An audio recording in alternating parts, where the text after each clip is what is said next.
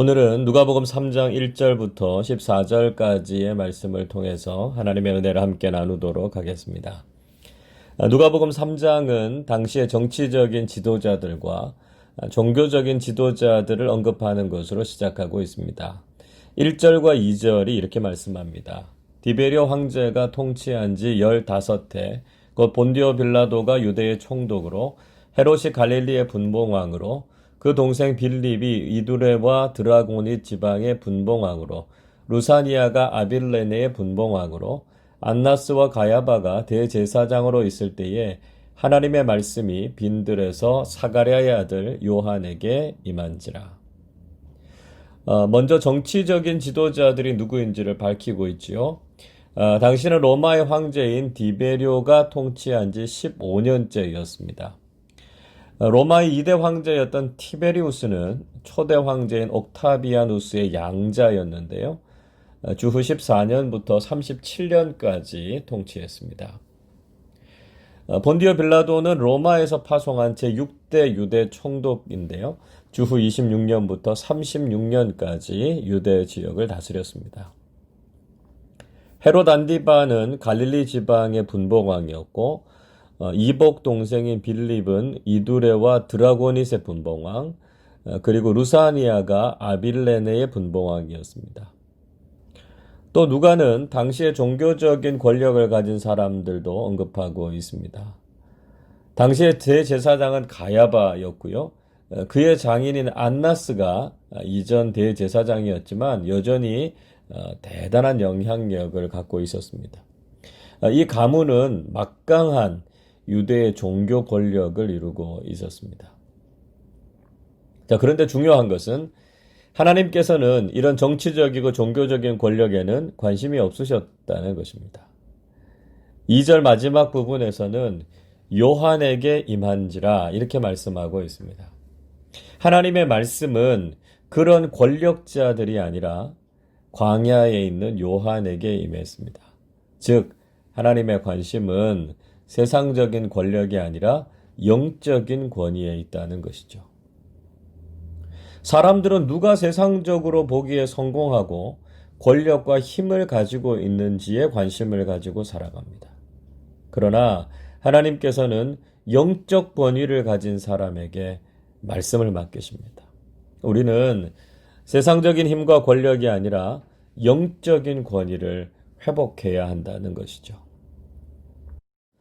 오늘 본문은 세례 요한이 어떤 사람인지에 대해서 설명하고 있습니다.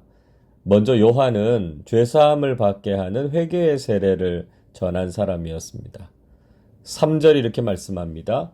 요한이 요단강 부근 각처에 와서 죄사함을 받게 하는 회개의 세례를 전파하니.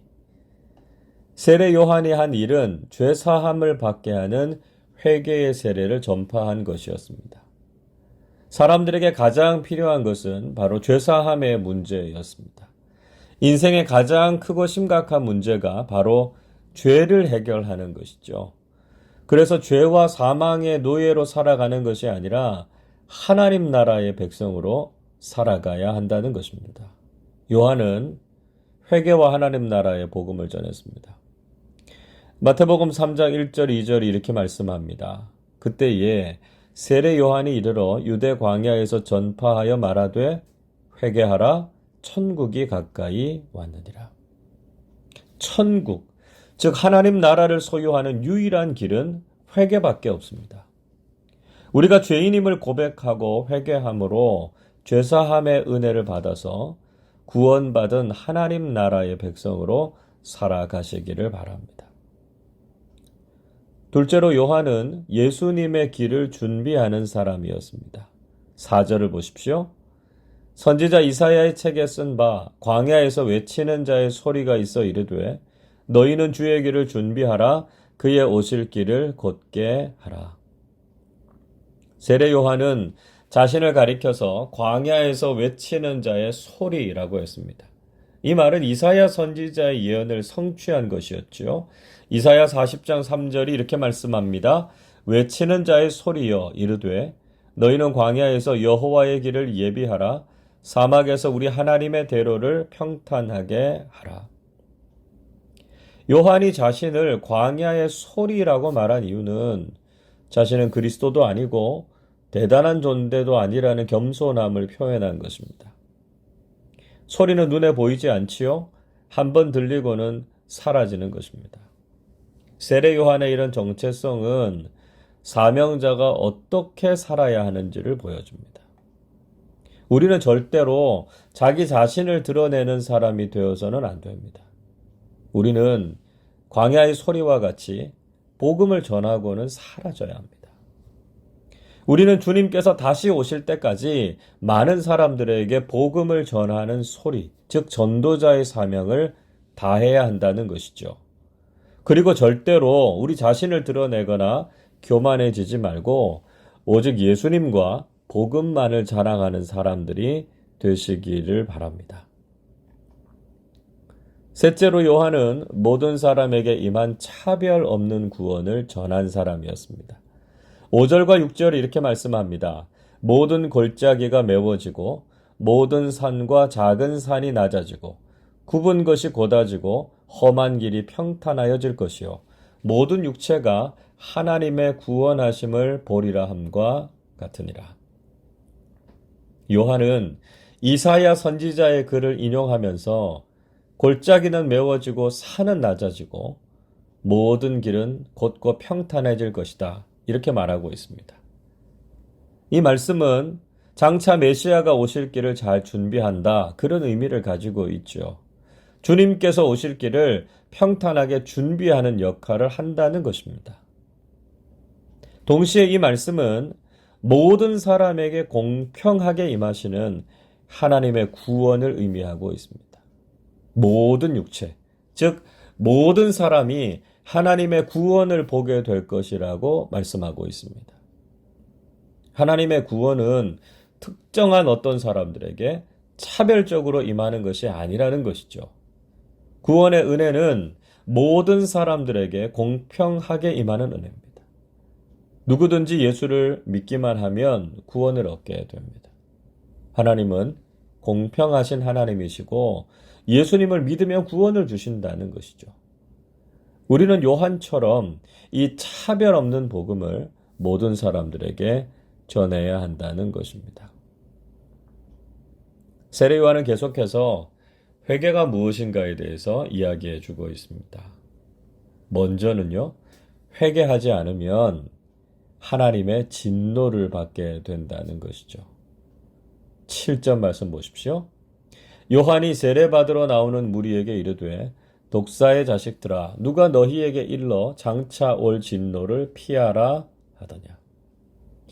요한은 무리들에게 누가 장차 올 진노를 피하라고 하더냐 이렇게 말했습니다. 죄인인 인간은 절대로 하나님의 진노와 심판을 피할 수 없다는 것이죠. 에베소서 2장 3절 이렇게 말씀하지요. 전에는 우리도 다 그 가운데서 우리 육체의 욕심을 따라 지내며 육체와 마음에 원하는 것을 하여 다른 이들과 같이 본질상 진노의 자녀이었더니 우리는 본질적으로 진노의 자녀들이었습니다. 하나님과의 바른 관계가 깨어져서 하나님 앞에 서면 진노와 저주를 받을 수밖에 없는 존재였습니다. 우리가 회개하지 않으면 절대로 하나님의 저주와 심판을 벗어날 수 없다라고 하는 것을 알아야 되고요. 하나님 앞에서 회개하는 사람들이 되어야 합니다. 동시에 회개는 말이 아니라 회개에 합당한 열매를 맺어야 됩니다. 8절을 보십시오. 그러므로 회개에 합당한 열매를 맺고 속으로 아브라함이 우리의 조상이라 말하지 말라. 내가 너희에게 이르노니 하나님이 능히 이 돌들로도 아브라함의 자손이 되게 하시리라. 요한은 세례를 받으러 나온 사람들에게 회개에 합당한 열매를 맺으라 이렇게 말하고 있습니다. 회개는 단순히 마음의 생각이나 말에 그치는 것이 아니라 삶의 열매를 맺어야 한다는 것을 의미하고 있습니다. 우리는 흔히 잘못된 회개의 개념을 가지고 있을 때가 있습니다. 그저 우리가 마음속으로나 말로만 회개했다고 해서 죄의 문제가 해결되었다 이렇게 생각하는 경우가 있습니다. 그러나 그것은 진정한 의미에서 회개한 것이 아닙니다. 회개는요, 분명한 삶의 증거로 나타나야 됩니다. 죄악된 삶에서 구체적으로 돌아서서 삶의 방향이 바뀌는 것입니다. 집 나간 작은 아들의 비유를 이야기하면서 누가복음 15장 20절에서 이렇게 말씀하지요. 이에 일어나서 아버지께로 돌아가니라 이렇게 이야기하고 있습니다. 회개는 뭡니까? 하나님께로 구체적으로 돌아가는 삶을 이야기합니다. 회개는 생각이나 말이 아니라 구체적으로 행동하고 결단하는 것입니다. 여러분, 올바른 회개의 열매를 맺는 사람들이 되실 수 있기를 바랍니다. 또한 즉시 회개하지 않으면 임박한 심판과 징벌이 있다는 것이죠. 9절 말씀 보십시오. 이미 도끼가 나무 뿌리에 놓였으니 좋은 열매 맺지 아니하는 나무마다 찍혀 불에 던져지리라. 요한은 이미 도끼가 나무 뿌리에 놓였다 이렇게 말합니다. 즉 회개하지 않은 것에 대한 하나님의 심판과 징벌이 임박했다는 것이죠. 사탄은 우리에게 회개의 기회가 늘 있다 이렇게 유혹합니다. 아직 그렇게 급한 것이 아니니까 죄악된 삶을 계속해도 괜찮다고 말합니다. 그러나 여러분, 절대로 이런 거짓말에 속아서는 안 됩니다. 하나님의 심판과 징벌이 임박해 있습니다. 우리 주님께서 오실 날이 가까이 와 있다는 것이죠. 그래서 우리는 즉시 회개하고 돌이키는 사람들이 되어야 한다는 것입니다. 또 우리는 회개에 합당한 삶에 대해서 질문하고 그런 삶을 실천하는 삶을 살아야 합니다. 10절에 이렇게 말씀하죠. 무리가 물어 이르되 그러면 우리가 무엇을 하리까? 회개한 사람이 어떻게 살아야 되는가를 묻고 있는 것이죠. 11절에서 옷이 두 벌 있는 자는 옷 없는 자에게 나누어 주라. 구체적인 행동을 이야기합니다.